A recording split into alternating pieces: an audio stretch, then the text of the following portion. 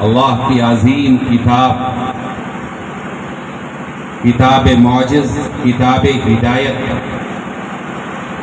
قرآن کریم کے 30 پارے کو بسم اللہ کی با سے لے کر ناس کے سین تک مکمل اللہ کے کلام کو اپنے سینے میں اللہ کی توفیق سے محفوظ کر لیا۔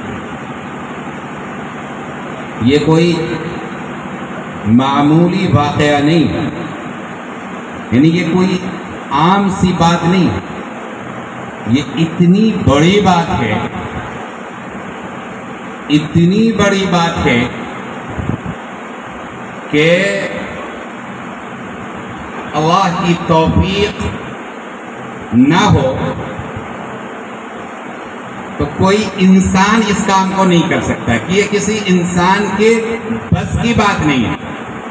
بھائی بعد میں یہ خوشبو آپ دے دیں، لوگ بڑھاتے چلے جائیں گے، آپ بیٹھیں۔ یہ کسی انسان کے بس کی بات نہیں۔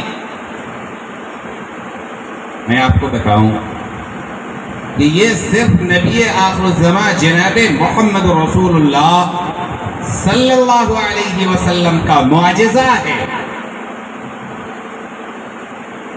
دیگر انبیاء کو بھی بہت سارے معجزے دیے گئے تھے۔ حضرت موسیٰ کلیم اللہ کو اللہ نے معجزہ عطا فرمایا، عصا تھا، سمندر پہ مار دیا تو راستے بن گئے، اور پتھر پہ مار دیا تو چشمے پھوٹ پڑے، 1000 چشمے تیری راہ سے پھوٹے، خودی میں ڈوب کر ضرب کلیم پیدا کر۔ یہ عصا تھا، اس کو پھینک دیا جادوگروں کے سامنے تو اژدہا بن گیا، اور اتنا بڑا اژدہا بن گیا کہ سارے سانپ سپولیوں کو نگل گیا، اور پھر ایسا خوفناک بن گیا کہ حضرت موسیٰ کو بھی وقتی طور پہ خائف ہونا پڑا کہ پتہ نہیں کیا معاملہ ہے۔ پھینکنے کا تو ہم نے پھینک دیا ہے، لیکن یہ تو بہت بڑا اژدہا بن گیا ہے۔ اللہ تعالیٰ نے فرمایا کہ سَنُعِيدُهَا قَرَّتَهَا الْأُولَىٰ، جیسے آپ کے ہاتھ میں پہلے عصا تھا، ہم پھر دوبارہ عصا بنا دیں گے، آپ ڈریے نہیں۔ حضرت موسیٰ علیہ السلام کو اللہ نے معجزہ عطا فرمایا، یہ حکم فرماتے تھے قُم بِإِذْنِ اللَّهِ، تو مردہ کھڑا ہو جاتا۔ وَأُبْرِئُ الْأَكْمَحَ وَالْأَبْرَصَ،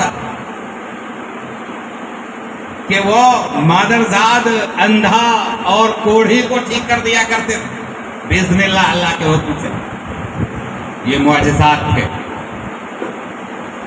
لیکن نبی آخر الزمان جناب محمد رسول اللہ صلی اللہ علیہ وسلم کو ایسا کہ وہ سامنے نظر آ جائے۔ حضرت صالح علیہ السلام اللہ کے حکم سے انہیں اونٹنی کا معجزہ عطا کیا گیا کہ پہاڑی سے نکل آ رہی ہے 9 ماہ کی گابن اونٹنی۔ پتھر میں تو یہ جونک نہیں نکلتا، پتھر میں گھاس پھوس نہیں نکلتے، اور پتھر سے اور پہاڑی 9 ماہ کی گابن اونٹنی نکل آئے، یہ اللہ کا عظیم معجزہ۔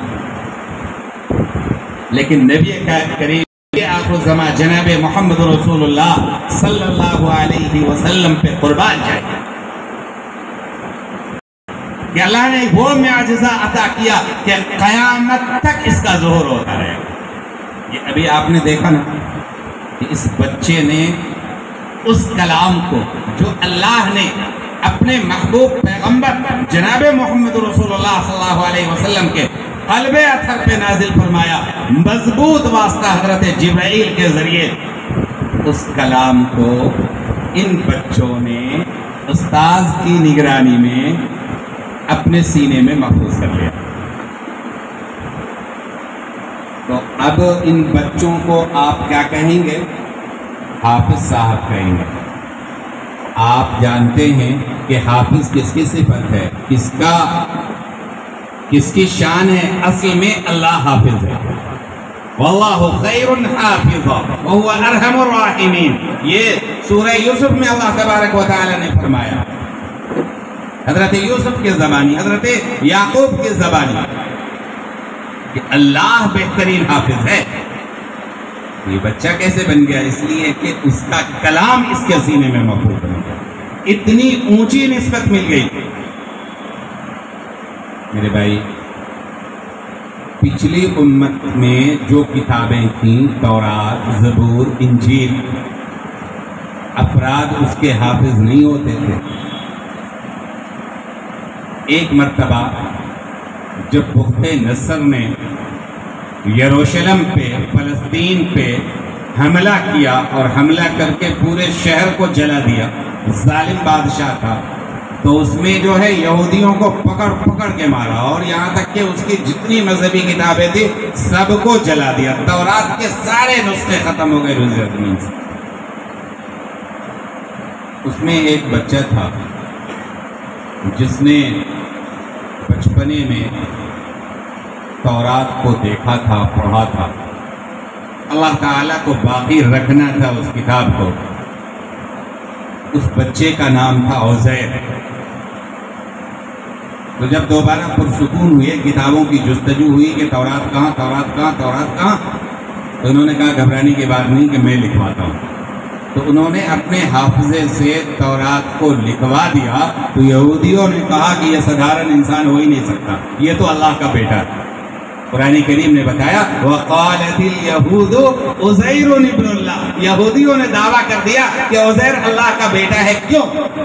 اس لیے کہ انہوں نے اللہ کا کلام یادداشت اور حافظے سے لکھوا دیا۔ اگر وہ دیکھیں امت مسلمہ کے بچوں کو کہ ہر آبادی میں آپ کو 10، 5، 20، 25، 50، 100 ایسے بچے مل جائیں گے جن کے سینے میں اللہ کا مکمل کلام محفوظ ہے، اور کیوں نہ ہو، اللہ تعالیٰ نے وعدہ کیا ہے اِنَّا نَحْنُ نَزَّلْنَا الذِّكْرَ وَإِنَّا لَهُ لَحَافِظُونَ، ہم نے ہی ذکر یعنی قرآن کریم کو نازل کیا ہے اور ہم ہی اس کی حفاظت کریں گے۔ تو اللہ تعالیٰ نے حفاظت کے لیے، قرآن کریم کے حفاظت کے لیے امت مسلمہ کے بچوں کے دلوں کو کھول دیا، اور اس کے معانی کی حفاظت کے لیے اللہ تعالیٰ نے امت مسلمہ کے علماء کو، اکابر کو، مفتیان دین کو، مفسرین قرآن کے دلوں کو کھول دیا، اور ایسا کھولا ہے کہ وہ خود بھی سمجھتے ہیں اور امت کو بھی قرآن کریم کی رہنمائی کرتے ہیں۔ بھائیو، ایک بات اور سمجھیے کہ قرآن کریم صرف الفاظ کا نام نہیں ہے، الفاظ کے ساتھ معانی جب جڑتے ہیں تب وہ قرآن کریم۔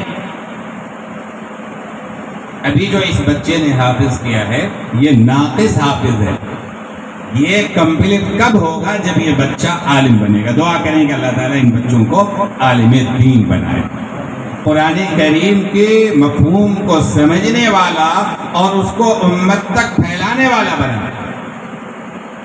بزرگوں، یہ کیسے ہوا؟ یہ آپ کے تعاون سے ممکن ہوا۔ آپ نے جو محبتیں بانٹی، دارالعلوم دیوبند کو اپنا ادارہ سمجھا، اس کے بچوں کو اپنا بچہ سمجھا، آپ نے مدد کی، کھانے سے، پینے سے، چاول سے، دال سے، گیہوں سے، آٹا سے، رقم سے، جس ذریعے سے ممکن ہوا آپ نے ان مہمانان رسول کو سمجھا کہ یہ میرے بچے ہیں، میرے اوپر ان کی ذمہ داری ہے، یہ قوم کے بچے ہمارے بچے ہیں، اللہ نے ان کو قرآن کی تعلیم سے جوڑا ہے، یہ ہم سے زیادہ بڑا کام کر رہے ہیں، اس لیے ہم ان کا دامے درمے سخنے، روپے سے، پیسے سے، غلے سے، اناج سے مدد کریں گے۔ اگر آپ نے ایسا کیا ہے اور ضرور کیا ہوگا، اور اگر نہیں کیا ہے تو آپ کو کرنا چاہیے، یہ ممکن ہوا آپ کے خون کے ذریعے۔ آج کی اس مجلس میں یہ عہد کر کے جانے انشاءاللہ یہ ادارہ یہ کسی ویکتی کا ادارہ نہیں ہے، یہ چمن ہے، یہ چمن رسول ہے، رسول اللہ کے مہمان اس میں پڑھتے ہیں۔ ہم اور آپ کی سعادت ہے کہ اللہ تعالیٰ آپ کے کو اس کے لیے قبول فرمائے۔ میرے بھائی، وہ وقت یاد آتا ہے کہ آپ دیونا کے تقریباً 1 درجن افراد میرے پاس پہنچے کہ مفتی صاحب یہ ادارہ بند پڑا ہوا ہے، آپ اس کو اپنی سرپرستی میں لے کر کے اس کو چالو کروا دیجئے۔ کئی حضرات ہمیں نظر آ رہے ہیں جو اس مجلس میں موجود تھے۔ میں نے اس کی سرپرستی کو قبول کی اور میں نے مفتی نہال صاحب جو آپ کے اس علاقے کے عالم ہیں، مفتی ہیں، میں نے ان کے سر یہ ذمہ داری سونپی۔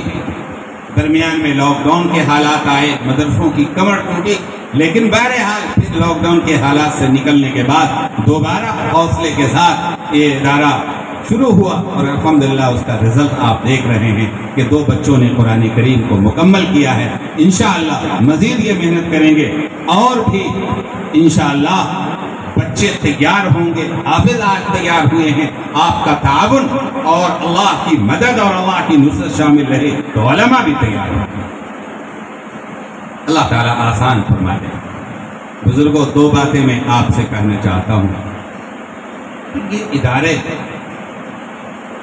اس کی اہمیت سماج کے لیے، سوسائٹی کے لیے، معاشرے کے لیے بہت پاور ہاؤس کی ہے۔ یاد رکھیے، پاور ہاؤس سے بجلی کی سپلائی ہوتی ہے اور ان مدرسوں سے دین کی سپلائی ہوتی ہے۔ مدرسوں سے دین بانٹے جاتے ہیں۔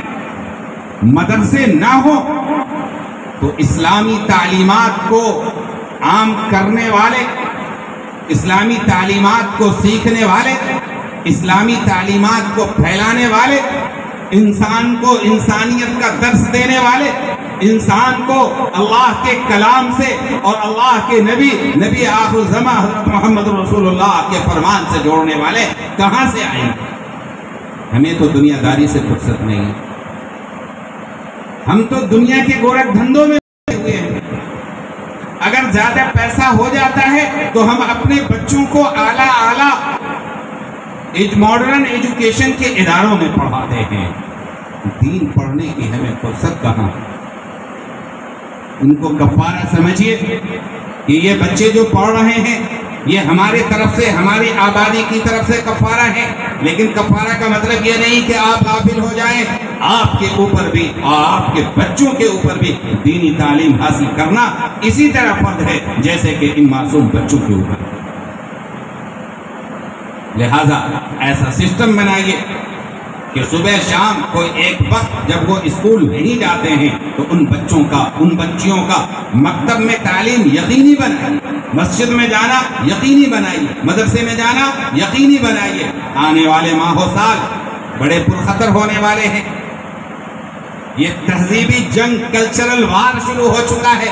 ہمیں ہماری تہذیب سے دور رکھنے کی، ہماری تہذیب کو، ہماری ثقافت کو اور ہمارے تمدن کو مٹانے کی کوشش کی جا رہی ہے۔ اور آپ کو پتا ہے کہ یونیفارم سول کوڈ کی تلوار لٹکی ہوئی ہے، اور آج سے نہیں لٹکی ہوئی ہے، آزادی کے بعد سے لٹکی ہوئی ہے۔ اور اس یونیفارم سول کوڈ کے ذریعے ہمارے پرسنل لا کو نشانہ بنایا جا رہا ہے۔ اگر ہم بھی غافل ہو گئے، تو پھر دشمن اپنے عزائم میں کامیاب ہو جائے۔ یہ جو آج ساری چیزیں نظر آ رہی ہیں کہ ہم نکاح، طلاق، خلا، ہبہ، وصیت، وقت، یہ سب اسلامی قانون کے مطابق انجام دیتے ہیں۔ وہ وقت بھی آ سکتا ہے اگر ہم غافل ہو گئے، اگر ہم نے اسلامی تعلیمات کو چھوڑ دیا تو ہمیں مجبور ہونا پڑے گا کہ غیر شرعی طریقے پہ ہم ان چیزوں کو انجام دیں۔ وہ دن بہت خطرناک ہوگا، وہ سوہان روح ہوگا اور ہمارے لیے ایمانی زندگی بچانا مشکل ہو جائے گا۔ قبل اس کے کہ ایسے حالات آئیں، بیدار ہو جائیے اور اپنی ایمانی طاقت سے دیکھیے۔ ہمارے پاس عدد کی طاقت نہیں ہے، ہم اقلیت میں ہیں، اور اقلیت بھی کوئی بہت زیادہ نہیں۔ 20 کروڑ، 25 کروڑ، 30 کروڑ مان لیجئے، 35 کروڑ مان لیجئے، تو یہ 1.5 ارب کی آبادی والے ملک میں 25 اور 35 اور 30 کی کیا حقیقت ہے؟ لیکن کہتے ہیں کم من فئۃ قلیلۃ غلبت فئۃ کثیرۃ باذن اللہ۔ کتنی بار ایسا ہوا ہے کہ چھوٹی جماعتیں بھی اللہ کی مدد اور اللہ کے حکم سے بڑی جماعتوں پہ غالب آ گئی، لیکن یہ غالب کب آئے گی؟ جب ہمارے اندر ایمان کی قوت ہو، جب توحید کی امانت کو ہم سجائے رکھیں گے، جب ہمارے اندر دینداری ہوگی تب اللہ کی مدد آئے گی۔ دینداری نہیں ہوگی اللہ کی مدد روٹ جائے گی۔ تو مشکلات کا حل اللہ کی مدد سے ممکن ہے۔ لہذا آئیے اپنی عقیدت کو درست کریں، اپنے بچوں کی دینی تعلیم کی فکر مندی پالیں، مدارس کا تعاون کریں، علماء کی قدردانی کریں، اور کوشش کریں کہ ہماری موت آئے تو مسلمان ہونے کی حالت میں آئے، اسلام کی حالت میں آئے، کلمہ طیبہ لا الہ الا اللہ محمد رسول اللہ کے تقاضوں پہ عمل کرتے ہوئے ہماری آنکھ بند ہو، اور آنے والی نسلوں کو ہم وصیت کر جائیں کہ تمہیں بھی بچوں، بھائیوں، عزیزوں، تم سے میں عہد دیتا ہوں، قسم دیتا ہوں کہ تمہیں بھی پوری زندگی دین کا وفادار رہنا۔ اور آخری بات بزرگوں، دیکھیے یہ سارا کچھ، یہ سارا نظام، یہ ساری رونقیں اس بنیاد پر ہے کہ ہم ایک ملت کے فرد ہیں۔ مٹا دیجئے آپس کے اختلافات کو، ملت بچے گی تب جو ہے ہماری جماعت بچے گی، ملت نہیں بچے گی تو کسی جماعت کا کوئی پوچھنے والا نہیں ہوگا۔ یہ آپس کے اختلافات کہ یہ فلاں ہے، یہ فلاں ہے، یہ فلاں ہے، کوئی حقیقت نہیں ہے۔ ہم سب سے پہلے غلامان مصطفیٰ ہیں۔ اس لیے وَاعْتَصِمُوا بِحَبْلِ اللَّهِ جَمِيعًا، اللہ کی رسی کو مل جل کر، اکٹھے ہو کر، متحد ہو کر کے تھام لیجئے۔ اور اللہ کی رسی کیا ہے؟ ہوا القرآن الکریم، اللہ کی رسی قرآن کریم ہے۔ قرآن میں تو کوئی اختلاف نہیں ہے میرے بھائی، حدیث میں تو کوئی اختلاف نہیں ہے، لوگوں کی باتوں میں اختلاف ہو سکتا ہے، جہاں اجتہاد کی گنجائش ہے وہاں ایک سے زائد باتیں ہو سکتی ہیں، لیکن قرآن و حدیث